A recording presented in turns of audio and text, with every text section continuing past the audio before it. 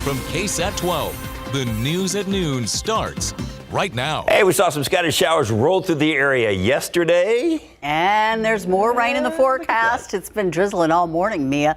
You are tracking it for us this noon, aren't you? Yeah, absolutely. Coverage may not have been what a lot of us were hoping for yesterday and last night, but we already have seen an uptick in some light scattered showers across the San Antonio metro this Thursday. Let's get you the current look at Authority radar. You can see we also have some development off to our south near Pleasanton and Poteet. Out there in Atascosa County, a few light to moderate showers pushing across portions of Kendall County as well. But closer to Bexar County and here in San Antonio, we've got a few splashes of rain just east of UTSA on the northwest side, crossing over I-10 near Clark High School. That's going to be making its way closer to the Leon Springs area, Stone Oak, seeing a little bit of light rain as well, and even a few showers east Windcrest, Kirby, near the Converse area too. So you can see as we take a look outside, yes, it still looks very misty and drizzly, just a gray start to this afternoon. Temperatures are in the 70s for most, 77 here in San Antonio, 78 in Pleasanton, 76 over in Kerrville. We're going to keep about a 30% potential for a few more spotty showers into the afternoon, maybe a stray thunderstorm or two. If we do see a storm develop, it could potentially sit on the strong side. So not a bad idea to take the umbrella out with you. And of course, keep your KSAT weather app handy. Maybe a few peaks of sunshine, high temperatures in the low to mid 80s for us here in town. Isolated storm chances continue tomorrow and into the weekend. The humidity as well. So another round of patchy morning fog and drizzle will greet you out the door tomorrow. Then as we head into next week, focus turns to the thermometer. Temperatures pushing the 90s. We're going to time it out. Get you all those details coming up in just a few, guys. A lot of questions remain after a late night shooting on the northwest side of town. It happened just after 9 last night in an apartment complex on Vance Jackson near Fredericksburg Road. That's just west of I-10. Police say the victim was arguing with his girlfriend when someone stepped in. That suspect and the victim then got into a fight. Later, the victim was walking to his car, and that's when police said the suspect shot him and an innocent bystander. The suspect was arrested in an aggravated assault with a deadly weapon charge. A murder suspect arrested after a family dispute on Saturday turned deadly. Here's a look at the man in custody. He's 39-year-old Robert Carrasco Jr. According to an arrest affidavit, the victim was found dead at a home on Compton Avenue near South Flores on the south side of town. Investigators say the man had been assaulted earlier and died of his injuries. Carrasco is facing a murder charge. Following the recent shooting at Market Square, a lot of folks asking a lot of questions to San Antonio police. They want to know what kind of increased safety measures they're going to take at next year's fiesta. Our Dylan Collier gave that question over to the San Antonio Police Chief, William McManus, asking him just that. As we get closer to fiesta next year, the one thing that we can probably guarantee is that there'll be a fencing around the entire Market Square area, and access will be controlled, controlling it to screen for weapons coming in. Officers shot and killed 18-year-old Mikey Valdez after they say that they saw him shoot at 20-year-old Albert Cisneros Jr. It turns out Valdez had a criminal history and had been recently released on bond on 3 charges. Back on April 10th, he was arrested in connection with a string of vehicle burglaries. Now, police officials confirm at the time of his death, Valdez also had 5 pending warrants, most of them for felony offenses, including possessing a machine gun. But the question remains, why wasn't Valdez in jail on the night of the shooting? We will keep asking that question and following this story to get those answers for you. New Braunfels police warning parents they need to talk to their kids about drugs after an opioid overdose outbreak in the Austin area. Earlier this week, more than 50 overdose cases were reported in the Austin area. 8 people died. Investigators say that they believe they were all linked to potentially opioid-laced drugs. New Braunfels police are also asking parents to talk to their kids about the dangers of taking any pills or any other medication from anywhere other than their doctor or directly from a pharmacy. A therapeutic ranch in Bernie helps people with developmental, emotional, and physical needs of all kinds. Is looking for volunteers for its summer camp programs. Tiffany Huertas with the best example I know of the power of a horse. The healing from the back of a horse. This is my happy place, and this is the place where you can always be welcomed. When 31-year-old Rebecca Stone arrives to this ranch, she can't help but smile, immediately connecting with nature and horses. What's your favorite part of being with Teeny? Being able to bathe her and to spend quality time with her. Open Trail Ranch opened 12 years ago. Participants build confidence and independence. We are open to the public for those with disabilities. So we service those ages 6 to adulthood, past adulthood into elderly. We have a participant who's in her 90s. And volunteers are the heart of the ranch. Do you want to give her a big scratch? Without our volunteers, we can't run our summer programs. It can take up to 3 volunteers per participant. Mike Spell has been a volunteer for about 10 years. As a volunteer, what is your favorite part? Oh, well, I'm a horse handler, so I lead the horse around, and also a sidewalker, so I'll walk beside the participants. Some of them need more help than others to stay in the saddle, but I think sidewalking, it's more, you get to talk with the participants more about their lives. You don't need experience to volunteer. They offer trainings. For this summer, we're actually looking for ages 14 and up who are able-bodied to help with sidewalking and potentially moving on to horse handling. The next training takes place on Saturdays, starting at 9 a.m. We ask that you come and be excited to be here, and have an interest in those with special needs or animals, and like to be outside. Mike says volunteering is one of the most rewarding things you can do. Hands-on involvement with the participants, just so much more rewarding than just donating to a charity. Tiffany Huertas, KSAT 12 News. Hopefully you have recovered from Fiesta because it's time to party again. KSAT.com, we've got all the information about the Helotes Carnival. It kicks off today. The festivities include live music, there's a rodeo, dancing, and of course, lots of corn. It's all happening at the Helotes Festival grounds on Leslie Road. It goes through Sunday. The family-friendly festival honors the area's heritage and celebrates traditional corn harvests. Proceeds go to support area nonprofit organizations. And San Antonio Zoo just broke ground on an event center that will overlook the new gorilla habitat. Congo Falls. It's going to be called the Ralston after a donation of $10 million was made from the Ralston Family Charitable Foundation. It's set to be opening up in late 2025, and you can read more about that right there on KSAT.com. Hemisphere is offering up a fun way of recognition this season.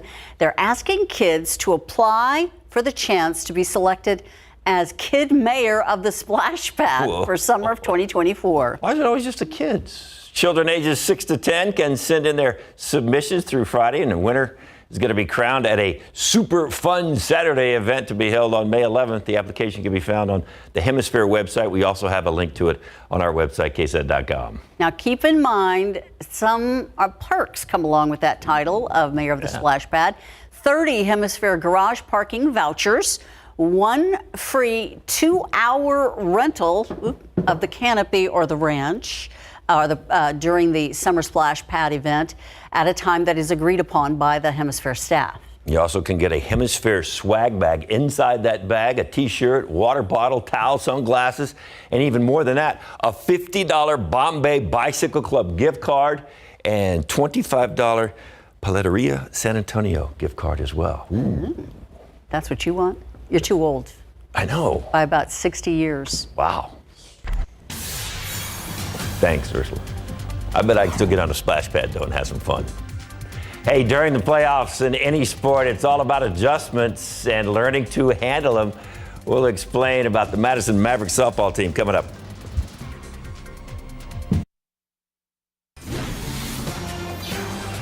KSAT is changing over to Next Gen TV on Monday, May 6th. If you watch KSAT on cable, streaming, or satellite, you're good to go. You don't have to do anything. But if you watch us using an antenna, you will have to rescan your TV to see KSAT once we make the switch. We're planning to do that next Monday, this coming Monday at 2 p.m. But if you have any questions about Next Gen TV, you can scan this QR code and it's going to take you to a section of our website dedicated to everything you need to know.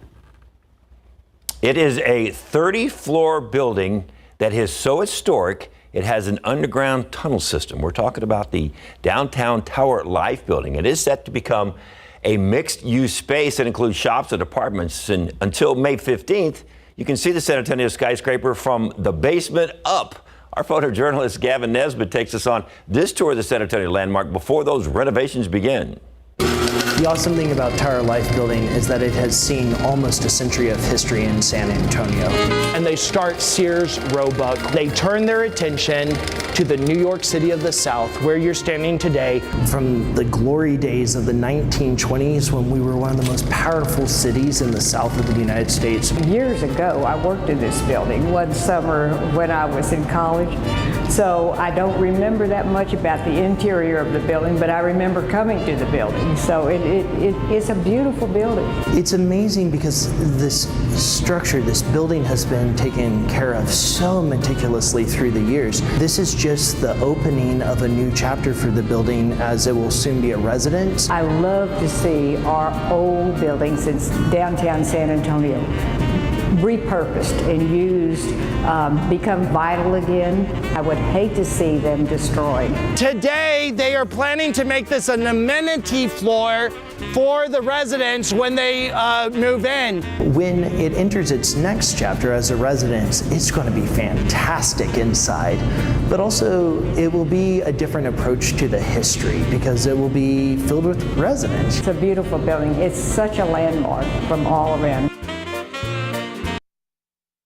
For years, that was the tallest building, the only building you ever saw in downtown San Antonio. That and the tower.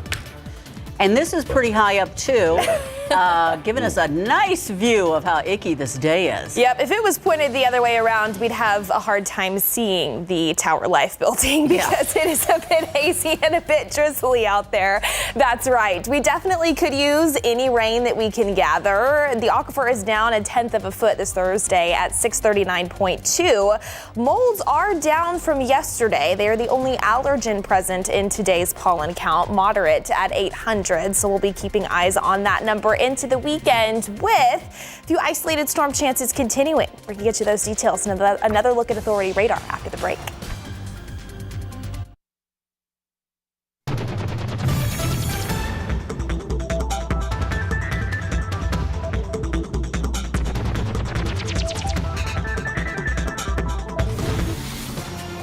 I don't know how SA Live is going to top yesterday. That hot dog was amazing. Mm-hmm. So good luck.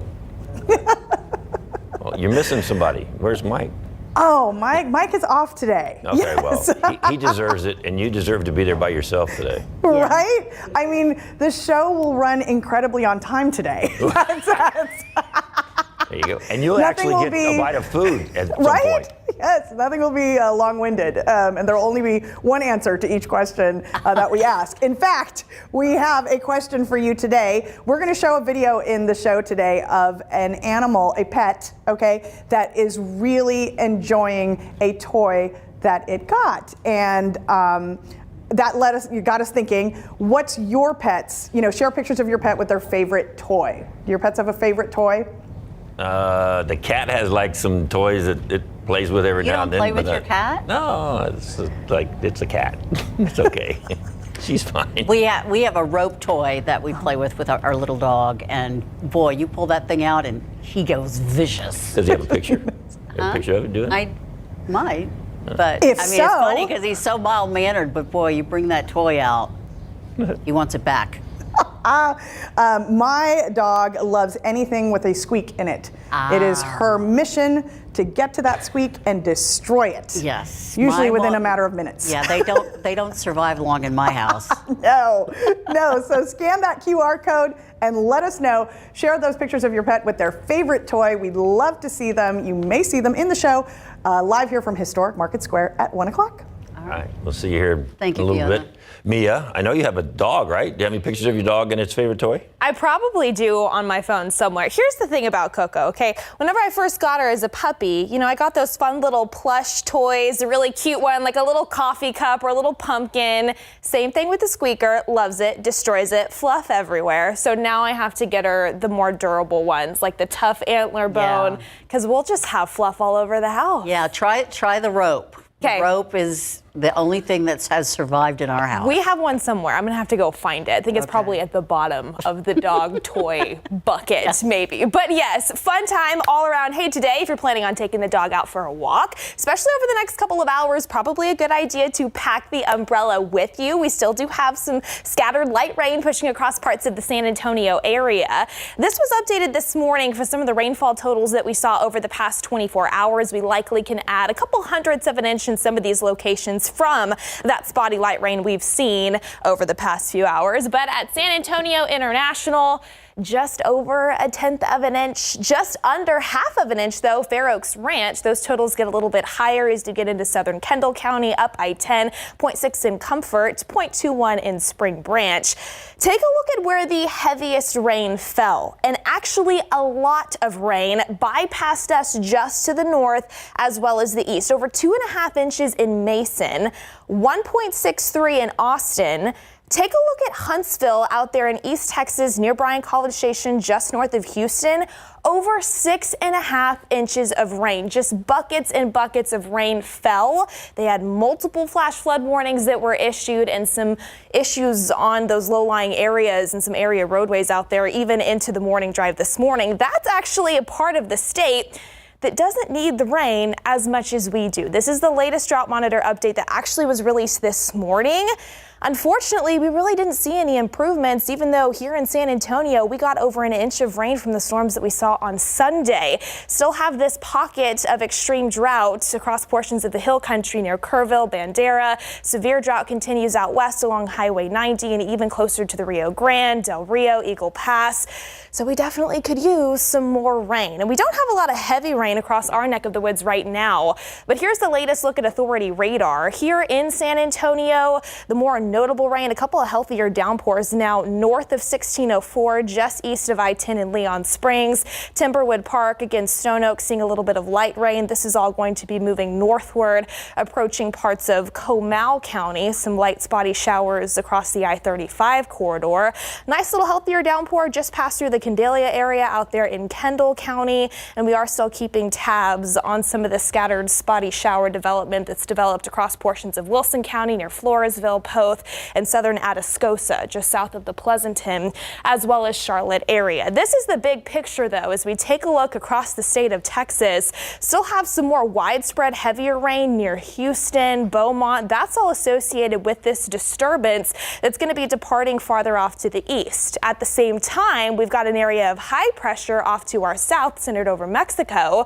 So winds in the upper levels are out of the southwest. We could see a few more pieces of upper level energy move into the state of Texas here over the next couple of days, which is why we're going to keep a 30% potential for an isolated storm or two to potentially develop later on this afternoon into the evening and yet again into tomorrow.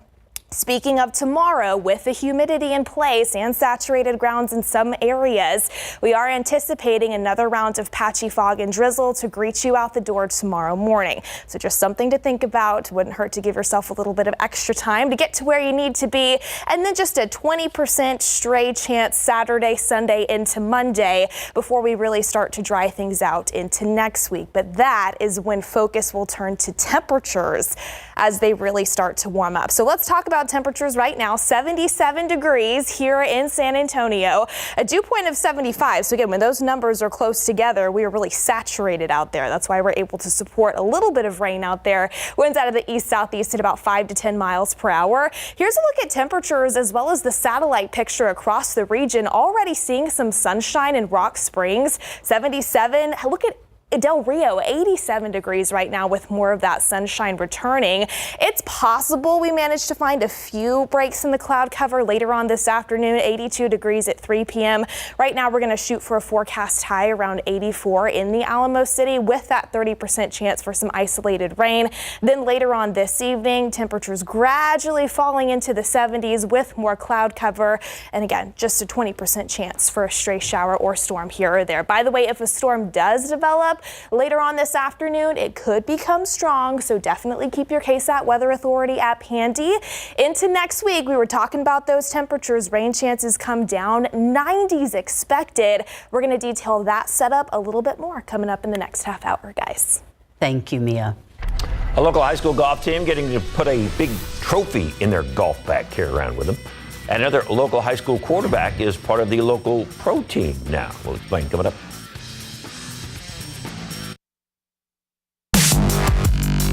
The team that can handle making adjustments along their playoff run, usually in pretty good shape. Madison Mavericks had to move softball practice indoors because of all the rain we were having yesterday. So the Mavs took their cuts at the Jimmy Gonzalez Baseball Academy, pretty much next door to the Madison High School. This season, the Mavs are on a roll. They won their first district title since 2003. They're into their second round of playoffs for the first time since 2011 after sweeping the Judson Rockets. And now the Mavs are getting ready for Lake Travis. We gotta stay locked in for sure, and work hard at practice, trust our training, trust our people, and I know if we do that, that we'll be good. We've heard they're a pretty good team, they're a good hitting team, so at the end of the day, both teams have to come out and they both have to compete. So if we do our job, we know that they're gonna put up a good fight and it's gonna be a good fight anyways. All right, Madison's gonna play Lake Travis in a best-of-3 series. It starts today. And congratulations to the Smithson Valley boys golf team. They won the UIL Class 5A Boys Golf State Championship. They had a two-day score of 572. They were the only team under par, and they won their first state title by 14 strokes. Ranger senior Ryan Griff placed second in individual play. Synchronized swimming is now known as artistic swimming, and the team at Incarnate Word won a national championship. They were honored on campus to commemorate their national title. This team is made up of swimmers from 8 different countries who all came together to achieve their goal in bringing a title to San Antonio, the first natty in Incarnate Word history. Another local getting to play for the local pro team, quarterback Jaden De Laura is signing a deal with the San Antonio Brahmas. Per Pro Football newsroom reporter James Larson. Now, Jaden committed to the Texas State Bobcats back in January, but he eventually withdrew from the program following backlash due to a civil sexual lawsuit against him, but that has since been settled. He entered the NFL draft, wasn't selected, but now it looks like he is headed to San Antonio to suit up for the Brahmas.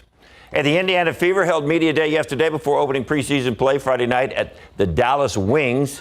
You're asking why so much about Indiana? You're going to hear a lot about them this year because of East Central High School alum Melissa Smith, 6'4", entering her third year in the WNBA. She's averaging 14.5 points, 8.5 rebounds per game during her career with the Fever. Head coach Christy Sides wants the Fever to be better defensively this season, and her team all in. I think Christy emphasizes defense the most, in practices. So I think day by day we're getting a lot better at defense and just understanding defense. So she takes the time to break it down for us, and I think we'll be great in that area this year. All right, they also have one of the most touted rookies to come into the league in a long time. That's Melissa and Eric Wheeler. Having a little fun with Caitlin Clark, letting her borrow their change for a night shoot promo in Indianapolis, and she played right along with them, which is what you do as a rookie. You have to, play along with the vets. Yeah. Do what they tell you, carry their bags, get their lunch, all that kind of stuff. So good luck to her with that. Yeah. All right. The maker of a wildly popular weight loss drug now set to ramp up production. That's how many people want to get on this stuff. Details in the next half hour.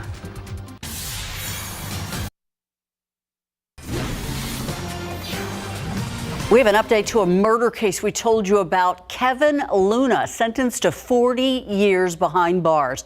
He was originally charged with capital murder, but then he took a plea deal for the lesser charge of murder. Luna was arrested a couple of years ago for the death of 27-year-old Patrick Zavala. That victim was found shot once in his father's truck in the 6700 block of Ingram Road.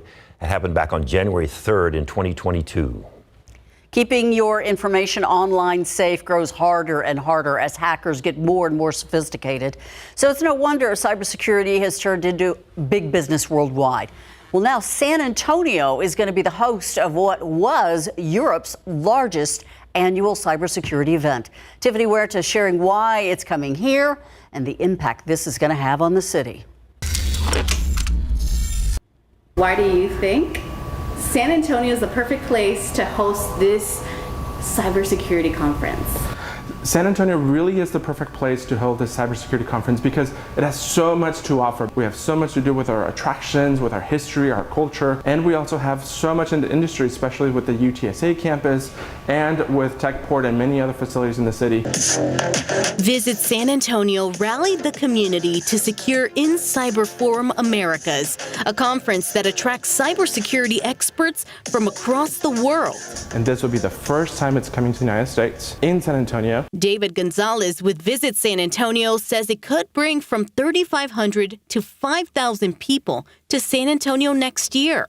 The main conference will be held at the Henry B. Gonzalez Center from June 17th through the 18th, with other tech events also taking place around the city. In Cyber Forum is really going to bring a fantastic economic impact into San Antonio, estimated between $1.2 and $1.6 million impact just from having that one meeting here in San Antonio. Gonzalez says San Antonio is growing its international reach, and its latest flight from San Antonio to Frankfurt is playing a big role for events like these. How is this new flight to and from Frankfurt going to help with this event? You know, making this new Condor flight launching in May to and from Frankfurt is really going to be fantastic for San Antonio. From a leisure tourist perspective, bringing in more people from Europe, but also for conferences like this that people can now more easily come to San Antonio. In Cyber Forum began in France in 2007. It has become a community of 65,000 cybersecurity professionals, business leaders, and policymakers. It's a fantastic way for people to, across the IT spectrum, across the cybersecurity spectrum, to come together and learn about the greatest innovations that are happening. Tiffany Huertas, KSAT 12 News. Interesting outside, there's some dry areas around town, and then there's some wet areas around town, and then there's stuff that looks like that. Yeah. It was so muddy out at the farm this morning that I didn't even get out of my car. Hey, well, at least you got rain, right? We got a lot of rain. This is up in the Bulverde area. Very good. Yet rainfall totals got a little bit higher the farther north that you went. Again, that's where we had most of the heavier scattered rain through the overnight areas. Austin got even more. But now we are starting to see authority radar fill in just a little bit more so, especially on the far south side, south of 410, even south of 1604, in between Somerset and Elmendorf. We do have some spotty light rain that has developed. Now about a 40% potential here over the next couple of hours. Still west of 281. Up on the north side, a few showers out there and healthier downpours that are going to be approaching the Bulverde area. So Ursula, maybe a little bit more rain here over the next couple of hours. So yes, keep the umbrella and the rain gear handy if you're about to step out for any late lunch plans or even any errands that you may have into the afternoon. We will be monitoring for an isolated storm or two that could develop. And again, as we were talking about earlier, if we do find that to pop up, it could sit on the strong side, but we will keep things at an isolated potential for now.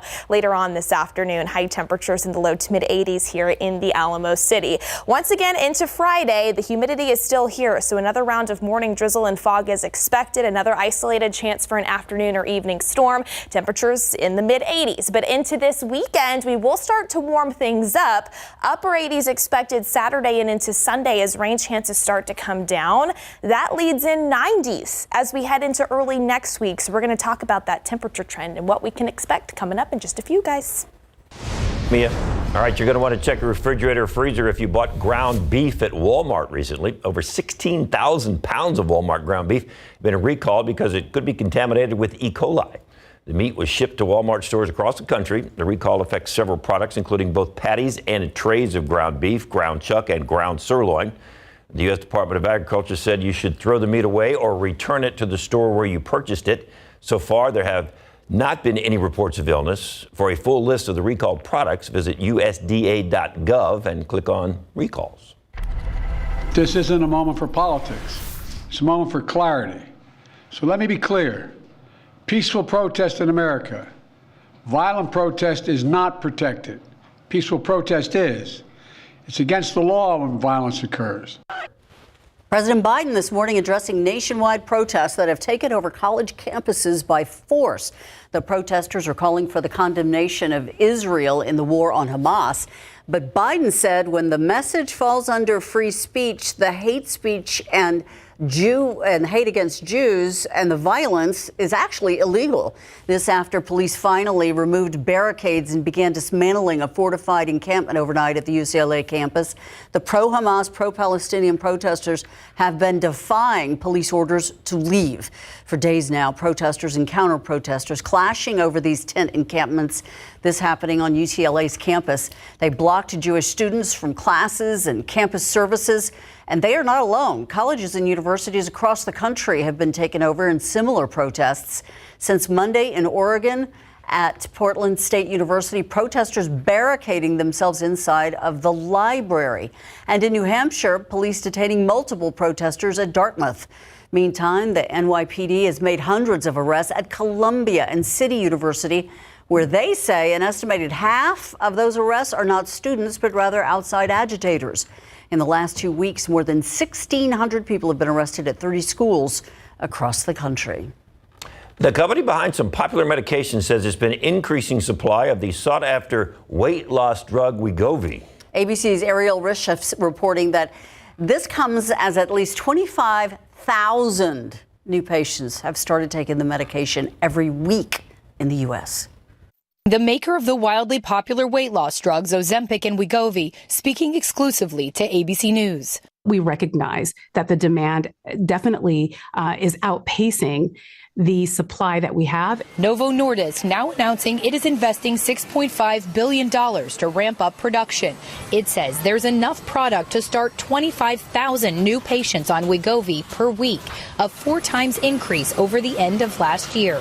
But there are still shortages. How do you catch up with the demand? So it's not like a light switch. The strategy is to be very mindful and thoughtful about the amount of the lower doses that we're putting into the market. And I think that over time, the investments that we're making in manufacturing capabilities will ensure that over time we're able to meet that demand. About 80% of patients are seeing Wegovy covered by insurance, with an average monthly cost around $25. But the average out-of-pocket cost, if you don't have insurance, can be as high as $1,000, something a Senate committee is investigating. The Senate committee is asking your company to substantially reduce both the list price and the net price for these drugs. And of course, Americans are asking the same thing of you. Is your company willing to commit to that? We agree that these medications need to be more affordable. That's a stake that we've put in the ground. But you can assure Americans that you're working day in and day out to reduce the cost of these medications and make them more accessible. I can absolutely assure America that we're doing everything that we can, not only to reduce cost and out of pocket in a way that is consistent with the healthcare system that we have in the U.S., but also to increase supply. Our manufacturing facilities are working 24/7. The plan that we had to be thoughtful and certainly responsible, but also to increase access to this medication by releasing more of those lower doses, allowing more new patients to start, is something that we'll continue to work on.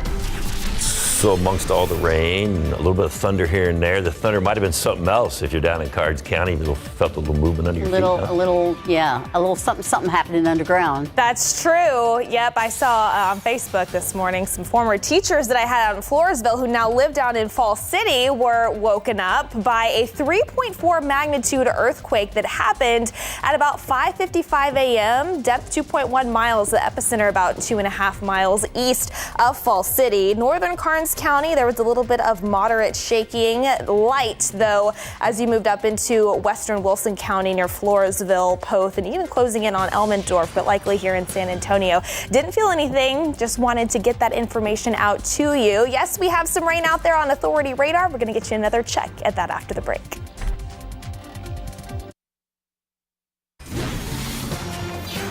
We hadn't had a weird weather day in a long time, but today seems to be like it falls into the weird weather category. Well, we just don't know what to expect.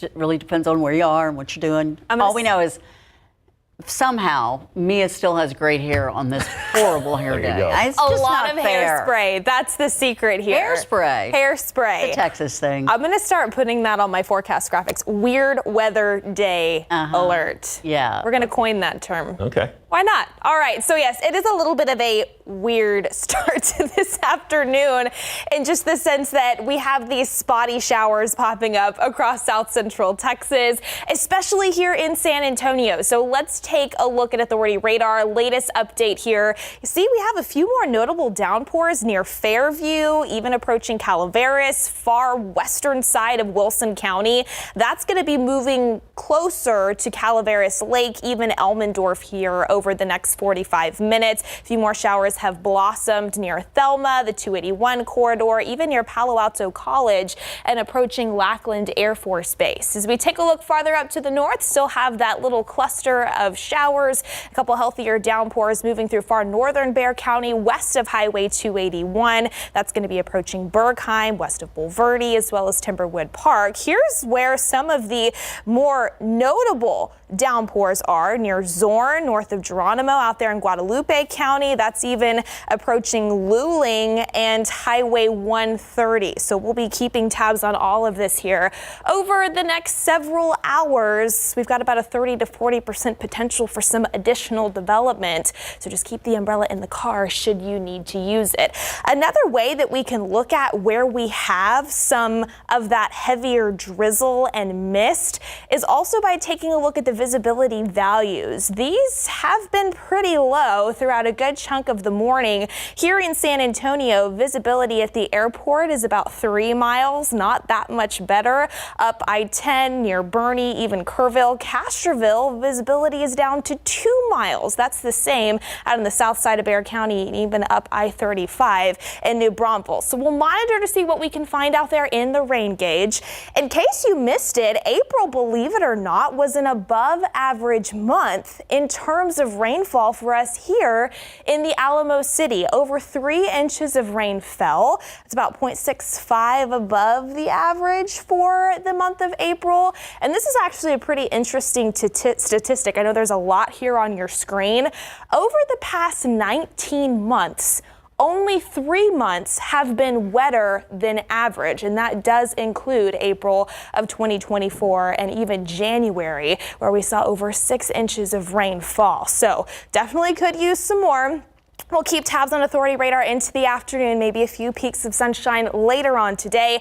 High temperatures topping off in the low to mid 80s, and then we'll start to see those thermometers gradually fall into the 70s later on this evening. Another isolated storm chance continues into Friday and just a 20% potential into this weekend. The humidity, though, that's not going anywhere. Morning fog and drizzle is expected yet again tomorrow morning, but I do want to talk about the warm up that we are expecting into next week. High pressure off to our south right now.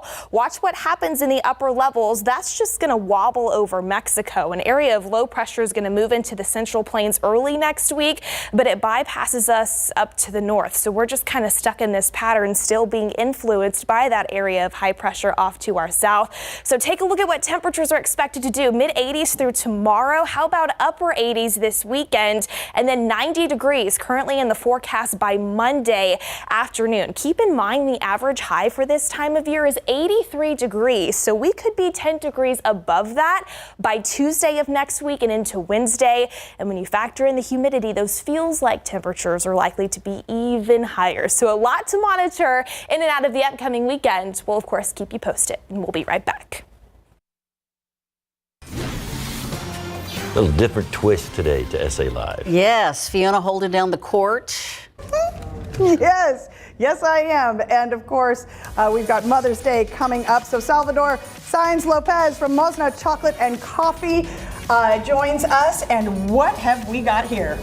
We make bars from 6 different countries in the world, cacao from 6 places in the world, and we've assembled some samples for upcoming Mother's Day. Look at how beautiful these gifts are, and we are going to be sampling some of this incredible dark chocolate and learning a little bit about the process. And Jen is off the leash for Star Wars Day. That's right. Who built the doghouse? We're going to find out. Yes, we're getting a preview here at Roosevelt High School. This is True. Yes, he's just giving me some kisses. Architecture is happening this weekend, and we are getting a preview of everything you need to know. Let's just say it includes some really cool doghouses. And Trula will be there too. Did I, Trula? And speaking of your furry friends, we wanted you to share pictures of your pet with their favorite toy. Just scan that QR code and we'd love to make them famous in the show. And La Familia Cortez is here celebrating Cinco de Mayo with delicious deals. We are going to be whipping up some margaritas, but we are going to be working for it. We've got a stationary bike, we've got a blender, and we will explain when SA Live continues in just a few.